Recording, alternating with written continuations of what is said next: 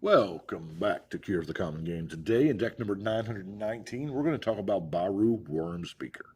Now, Baul gets a lot of flack for being not that good, but you know what? I think we did all right. Worms you control have +2/+2 and have trample. Now, the big complaint about Baru is that he gives trample out to a tribe that mostly already has it. All of the quote unquote good worms already have trample. And that's true. And making big creatures just a little bit bigger. Yeah. And then for 8 mana, man, that's a lot. And tap, you make a 4/4, now a 6/6, because of his other ability. Worm token. It costs X less to activate, where X is the greatest power among worms you control. So even if you don't have any worms, the first time you do it costs 8, and then it's going to cost 2 in successive turns. But you really don't want to pay 8 at all, ever.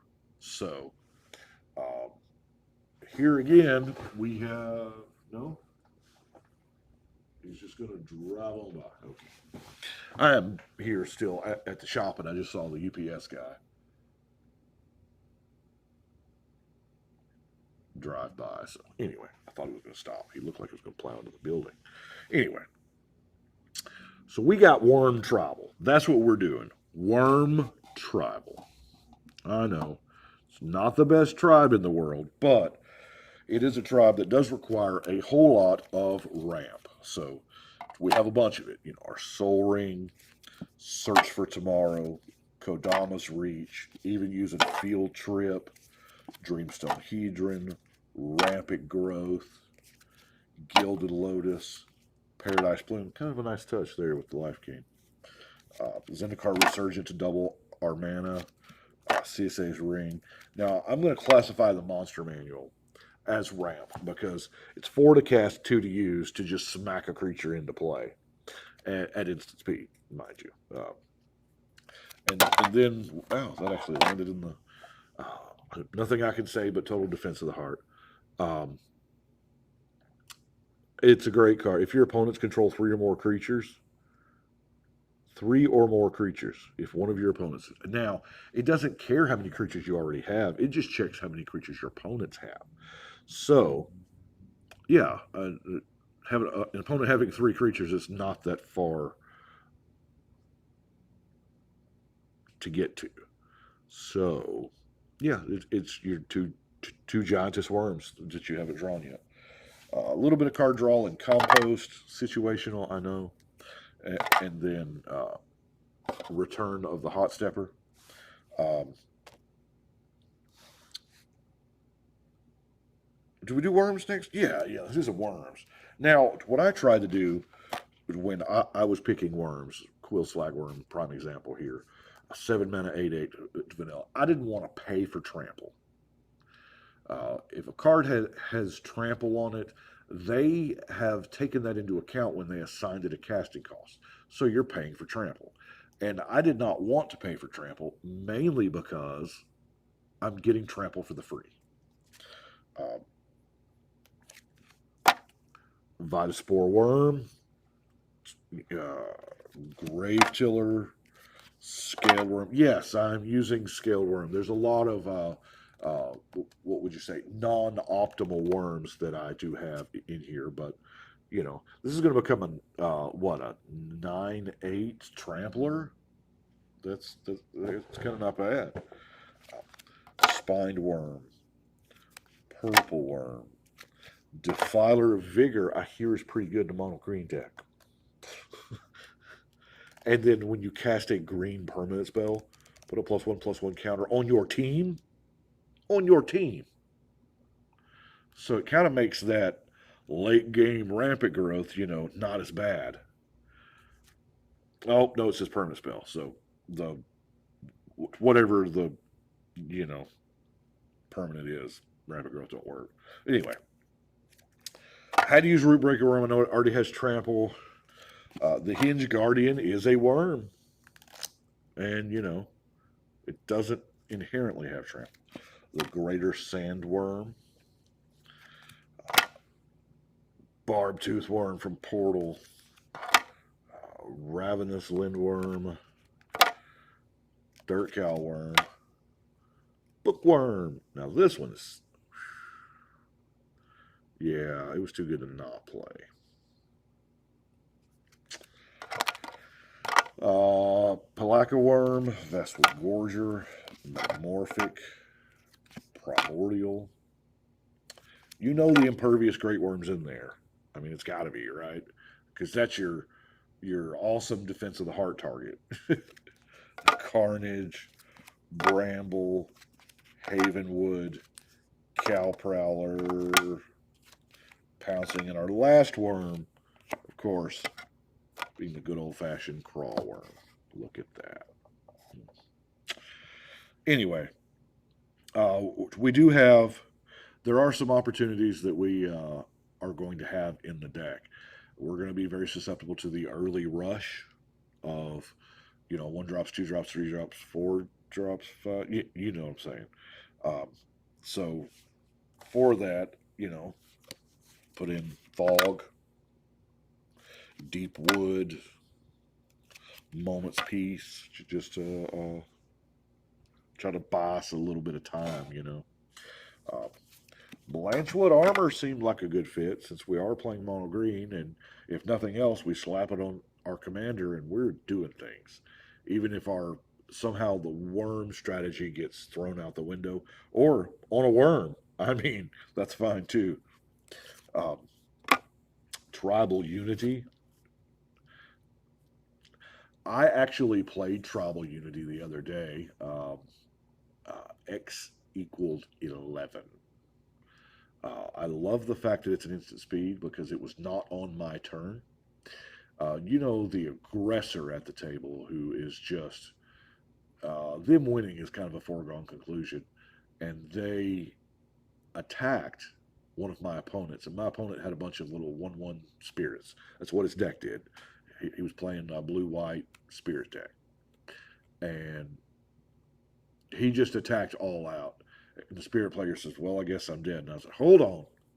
So I chose, because it doesn't say creatures you control, I cast Tribal Unity X equals 11, and those spirits became 12/12s.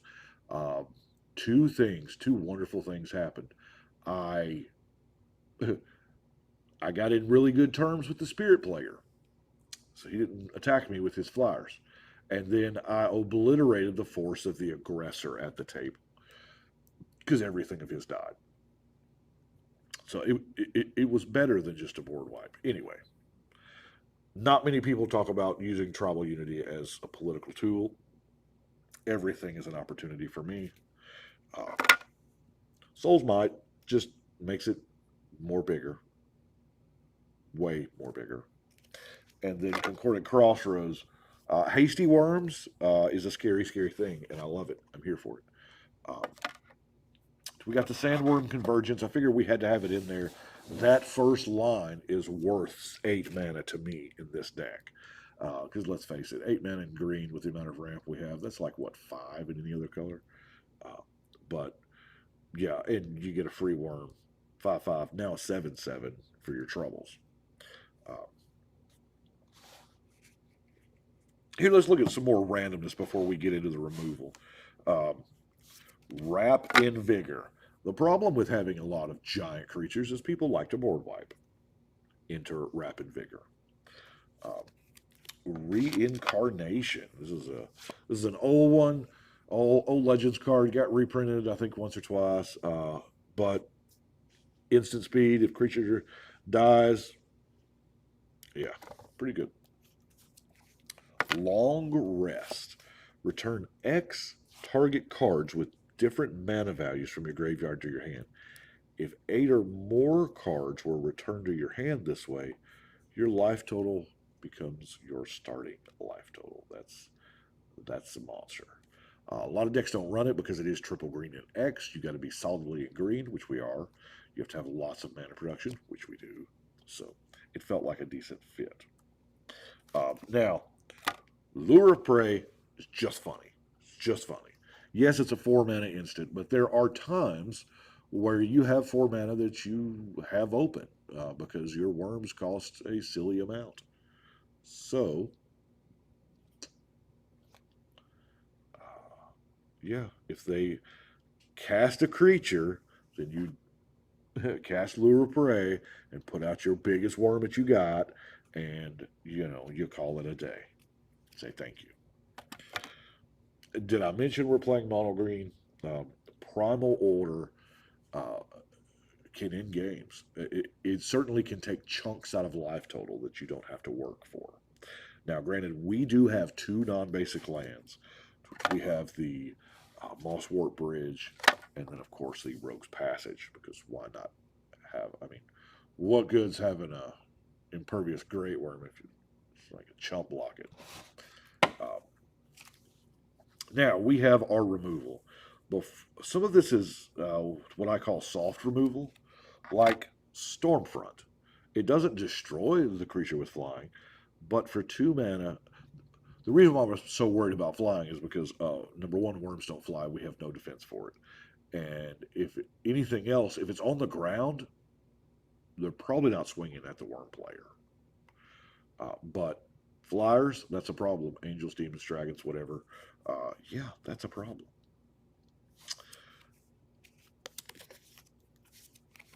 Savage Punch.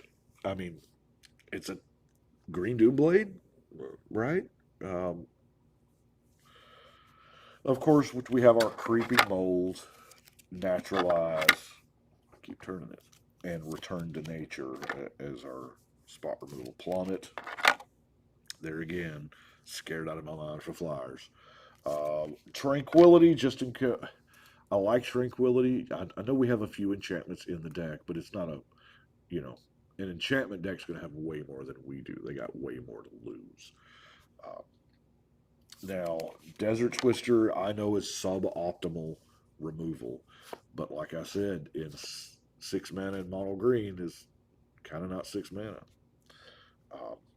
Now, Plow Under seems a little, on the edge of, is that, but technically you're not destroying their land, so you don't get, they don't have the, my lands got wiped feel bads, but you can get that, I have it in there for, you can get that Maze of Ith off the table, you can get their whatever off the table, at least for a few turns.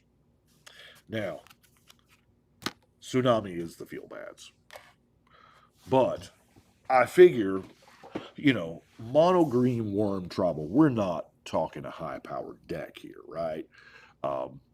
If the mono blue player lets Tsunami resolve, then, that's on them.